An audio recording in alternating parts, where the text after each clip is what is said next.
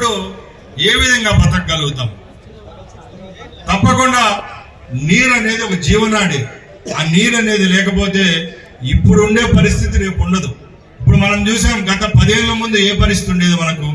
మనం బాగా లోపల పోయి ఆలోచిస్తే 300 అడుగుల్లో పడేది 10 ఏళ్ల ముందు. 15 సంవత్సరాల ముందు 200-250 అడుగుల్లో పడేది.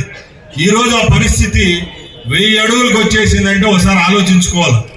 10 ఎకరాలు ఉండే మామిడి తోటలో 6 లక్షలు 7 లక్షలు సంవత్సరానికి వస్తే ఆ 10 ఎకరాలకు 20 లక్షలు పెట్టి డ్రిప్ పైప్ లైన్లు పెట్టి దానికి మోటార్లు వేసి 5 కిలోమీటర్లు 6 కిలోమీటర్ల నుంచి మోటార్లు వేసి కొట్టుకుంటే కూడా చెట్లు బతికి లేని పరిస్థితిలో రైతులు ఉన్నారు.